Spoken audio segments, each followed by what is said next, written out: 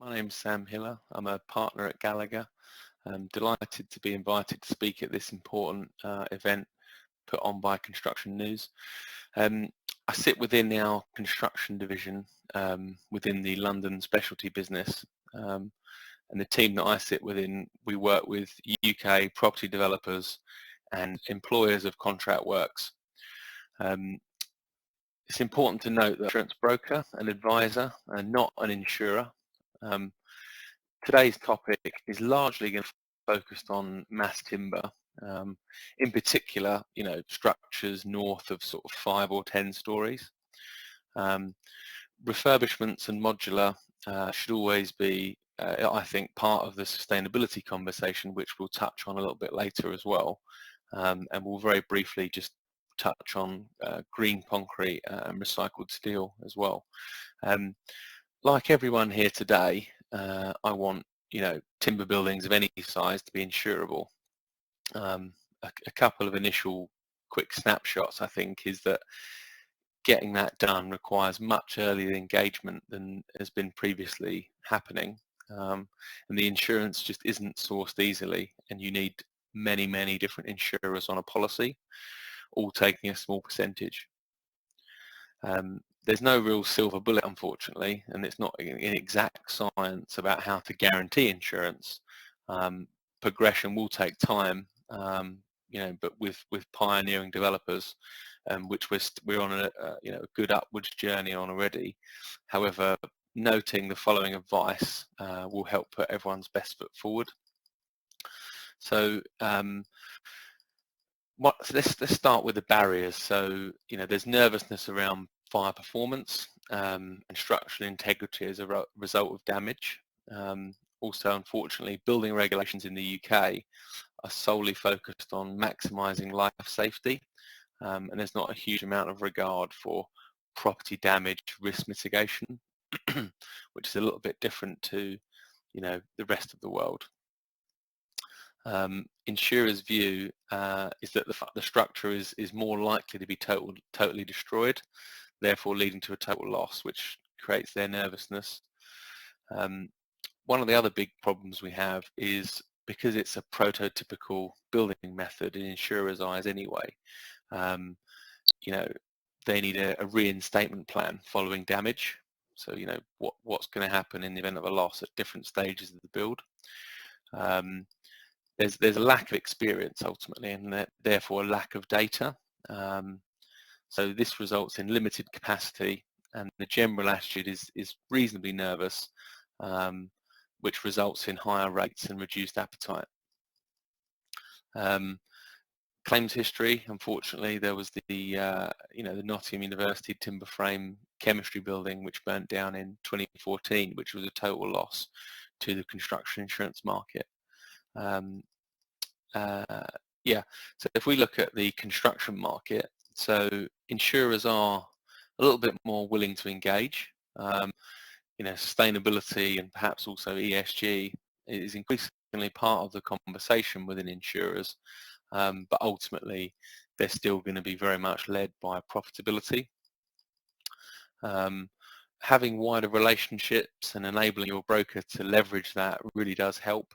For example, if you're a developer owner, the property insurance program, and the same with the main contractor, who does their annual insurance program, things like that can really help, leverage the position.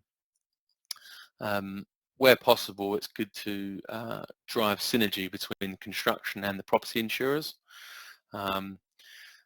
Unfortunately, there still is limited capacity available for mass timber. If we think about full timber structures, you'd probably see it as absolute maximum per insurer is £5 million, and more often it's 2.5 million. And that's for projects no greater than 5 stories, certainly 10. So moving on to the property insurance market.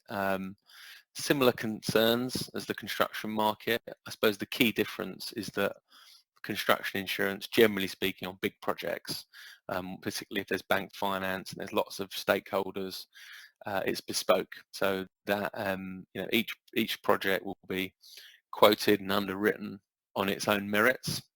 based on a huge amount of factors, which we'll touch on in a minute under the risk management piece. From a property insurance perspective, it's much more about the size of the wider portfolio and the overall claims history of that particular portfolio, which is quite a big difference. In terms of some of the solutions, we often recommend people engage their insurance broker and then ultimately insurers much earlier in the process. For example, REBA stage 1, 24 months plus out from construction commencement, talk to us. Another good idea is to appoint the specialist timber subcontractor much earlier, perhaps even well before the main contractor is appointed, early in the design stage, so you're getting lots of good advice from a timber risk perspective there as well. Another thing we often recommend clients try and do and think about doing, which isn't always easy, but it would help, is demonstrate how timber doesn't reduce the structural integrity and the stability of the building. And a follow-on point to that is that the replacement procedure during various stages of construction, what is that? What if the envelope's closed? What is the process for that replacement? Thinking about those risks before they happen, and those losses, can really help if we can articulate that to insurers, how it wouldn't lead to an increased loss or claim compared to a traditional frame building. Another idea is encapsulate the timber that you have exposed. Obviously that will reduce the fire risk. We've talked about synergy with construction and property insurers. Another one is just a clear and positive risk management story, for developments that are, say, north of £50 million in contract value, and certainly 10 stories. Where we're seeing success is hybrid structures. For example, steel or concrete frame, but the slabs, the floors are perhaps CLT. Insurers are more accepting of this as they feel it reduces the likelihood of a total loss. A good way of kicking that off is a bit of a sales pitch, to be honest. So a presentation is strongly recommended. It can be facilitated by Gallagher or your insurance broker, but ultimately will need to be delivered in key part by obviously the developer, senior representatives of them, as well as perhaps the external project manager, lead structural engineer, lead fire engineer, amongst others. So if we drill down into a bit of the detail then as to what is a kind of best practice, best in class risk for a mass timber project, insurers are going to want to hear numerous different things in that kind of initial sales pitch, but it's things like the professional team. So what is the experience of that team, including the main contractor, the timber subcontractor, manufacturer, suppliers, installers, M&E, subcontractor, etc. So, we're talking CVs of the key individuals. How many years have they been doing timber frame buildings? How many projects have they successfully completed? Things like that. And then fire risk management. Explicitly detailing risk mitigation measures of use of timber in the build, full details on fire protection systems, ideally temporary heat and smoke detectors, dedicated fire wardens or fire marshals in addition to security guards, temporary sprinklers if you can, or at least a kind of thought out process how we've said actually for this project we don't believe that temporary sprinklers is the answer because it will only increase the water risk. At least coming forward with a kind of analysis of that. We thought about this, but this is the reasons why we didn't do that. And then they are going to focus on these other risk mitigation factors. For example, temporary heat and smoke detectors and dedicated fire wardens. Obvious stuff like temporary accommodation with cooking facilities and smoking areas as far away from the structure itself as possible. So a huge amount goes into it. Obviously the emergency response team engagement there. There's the Structural Timber Association's 16 steps to fire safety. saying you're going to contractually oblige the supply chain, you know, in the front end of the tender process to comply with those 16 steps will be good for insurers to hear. Then there's water damage, so that's both internal escape and also ingress externally. Focusing on ingress, you know, there's the industry guidance, which hopefully most people are now more and more familiar with, but it's the guidance produced by the Construction Insurance Risk Engineers Group, or CIREG, which focuses on mitigating risk during construction of escape of water, and it'll also include a template water management plan. So things like that need to be, you know, rock solid, and insurers need to be convinced of that. You know, factor in that guidance at design stage rather than, you know, as soon as you start the piling is essential. And it is best to, you know, say that the supply chain, in particular the M&E subcontractor, will be contractually obliged to comply with the CIREG guidance. So for example, it's, you know, the automatic water flow monitoring, you know, leak detection, automatic shut-off systems. So yeah, there's also on water things like advice on how moisture content will be managed and monitored from the factory environment through to storage, transport, erection and enclosure. Insurers are keen to hear about moisture content and how that will be managed. So yeah, testing, you know, studies to demonstrate the resilience of timber to water, you know, warping, discoloration, things like that would be of interest to insurers to provide evidence that in the example of that it wouldn't be as bad. So yeah, so if we move on then to program and perhaps organization, so a detailed sequencing program for the timber frame construction, including duration of build time, time, weather, exposed time, it's the, you know, start and end dates for each block, including the fit out. Also, insurers want to hear about, you know, they want quality procedures in respect of the off-site manufacturing. Another thing insurers like is if you can, minimizing voids. So having exposed services and not having hidden spaces. They like that because it allows for fire or escape of water and water ingress to be detected quicker, and therefore the detrimental effects of that minimized sooner. So that's quite a good one. You know, in the design, have exposed services. Insurers prefer that. And you know, in that initial sales pitch, say it's a really large, complex project where there's not amount of confidence gains, or it's a bit of a risk, you know, putting that front and center of a presentation to say, hey, we're going to do this, you know, have exposed services is only going to be a good thing. Turning on to hot works, you know, ideally don't have any, but if you do have to have some, then lots of details on the risk mitigation. Again, combustible materials, you know, moved really far away from the working area, all obvious stuff. Fire extinguishers nearby, you know, and where possible, do hot works away from the main structure. Another piece of risk management that insurers are keen to hear positive things on, unfortunately, security. So, you know, unfortunately, there's a perception that timber burns easily, and therefore perhaps there's increased risk of arson, especially where a structure is visible and perhaps a city centre location. So, you know, to say that we've engaged local police to see the history of arson and that there's reassurances around that, it can only be a good thing. And again, what specific measures are you going to take and contractually oblige, you know, contractors to do rather than just leave it up to them? You know, it's you know, constant 24/7 physical security would be preferred.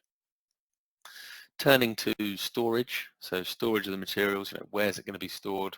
How is it going to be protected from the weather? If it's going to be stored on site, well, let's not put it all in one place. You know, generally a logistics plan will be helpful there. We spoke about this a couple of times, but it's really important, and it's something that I don't think's factored in a huge amount. And there's no perfect answer to it, but it's something that needs to be addressed. and it's the reinstatement plan following damage. So, full details on lead times for the timber if it's damaged. What if it does need to be replaced? You know, what is the procedure at each stage of construction? That's an important one. If you can convince insurers that that's no more of a risk than a traditional build, then it really helps our argument. Finally, on risk management, treatment, details on both fire and water treatment, which will protect the wood, details of that testing to show what happens if the water sits on the timber an extended period of time. That's going to be valuable and part of the story. So I think, I appreciate a lot of that will come at additional cost and perhaps changing the way that developers and design stakeholders and, project managers have worked in the past, but hopefully that additional cost can be offset in savings that timber brings from perhaps the cheaper cost materials and the speed of construction, like that. So I think on timber, just to sort of finish up on that before we touch on refurbishments and retrofit, I'm cautiously optimistic. I think insurers will get there. There's an increasing amount of pressure from all angles to build sustainably, and justifiably the climate change voice grows louder and louder. And there is constant dialogue with senior underwriters and risk engineers with all major insurers, and progression is being had. I think it's important to note that perhaps some insurers that people may be familiar with or may have heard of might not be that progressive, and so being a bit more creative or willing to consider alternative insurers than just the big names might have to be strongly taken into account as well. I think we all need to be more open-minded, accepting of significantly higher risk information requirements, also higher rates and higher deductibles. So hopefully that helps. So turning on to the other thing, I think it's quite an important part of sustainable development or decarbonising the built environment. You've probably seen that probably a few months ago now. The City of London did a big publication, a big release, all around making it increasingly more difficult for developers to demolish existing buildings and really encourage them to retain those structures and refurbish them and retrofit them, for obvious reasons that emitting less carbon. And you probably also saw, I think it was Westminster Council's signature of the M&S building being demolished, and also a new build put there. So what we can see is that I think it's clear that for the future, another big part of the sustainability conversation is refurbishing existing buildings and retaining those structures. To give some insurance context to that, again, unfortunately, innovation and sustainability, sometimes insurance doesn't always go hand in hand. That again, they're a business. They're focused on profitability, and unfortunately, with refurbishments, the coverage available in the insurance market has changed a lot in the last 4 years or so. The refurbishment sector was at one of the leading edges of the hardening construction insurance market. You might have heard of things like Glasgow School of Arts, Mandarin Oriental, Primark Belfast, Coco Camden. The list goes on really of major kind of refurbishment fires and losses. So there is nervousness, and it's a bit more tricky. Another thing is that insurers are nervous because the reinstatement is a bit slower than it would be on new builds. For example, you might discover asbestos. You might need specialist trades, for example, stonemasonry. So understanding costs associated with retrofitting modern servers onto old infrastructure can really sometimes be totally unknown until there is a loss, and often the costs are higher. This is especially true and especially challenging for listed structures. So, it's just to give you that context that it can be challenging to do, to get insurance for refurbishment projects. Really, property insurers, they like existing operational buildings that aren't being worked upon. And equally, construction insurers, understandably by definition, they like new builds and everything being like a fenced off construction site. So yeah, it really helps if the retained structures, the reinstatement value is significantly less than the new works value. That helps. Also, if it's less than, say, 40 years old, the existing structure isn't listed and certainly isn't going to be occupied during works. That will help. Other thing that can help developers put their best foot forward when they're focused on retrofit um, is consider the reinstatement value of just the retained structures. Sometimes they just go with the value that's currently on the property policy, but really, if you imagine you're going to strip out and demolish some or part of a building, perhaps you want to reconsider what the reinstatement value is of just the retained structures that will form part of the new development. Another bit of advice is do extensive investigations before you start the works and provide an up-to-date condition survey. And ideally, that survey will show that the structure is in excellent condition. Coming forward with a clear plan of what will be done to fix or minimise the risks will only help. For example, hot works procedures, fire watch inspections, etc. Details of the anticipated movement of the retained structures as a result of a new load. That's going to be helpful information. And again, leverage. So what are your wider sort of property market relationships, and leveraging that with construction project insurers. So yeah, I think that was nearly it really. There's a bit we can talk about on modular, but we'll probably leave that for another time. Thank you very much for listening.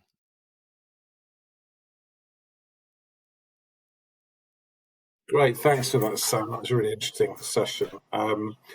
So, yeah, I mean, lot to get through there. We've got a limited amount of time for questions, but I guess one of the ones that's coming through from the audience is on tall buildings. That's obviously very much of interest at the moment, and of interest not just in terms of the Building Safety Act, but the general building regulations. What's the sort of situation for people who are looking at building, say above 5 stories or say above 10 stories at the moment? Yeah, thank you. I think, generally you can get insurance for developments sub 5, certainly, sub 10, certainly sub 5 stories. Still, costs more, it takes a long time, there's lots of information required, lots of risk management conditions to be applied to it, because height doesn't necessarily mean size, it could be really widespread, obviously. But generally, I think that's accepted, that you can get cover for that.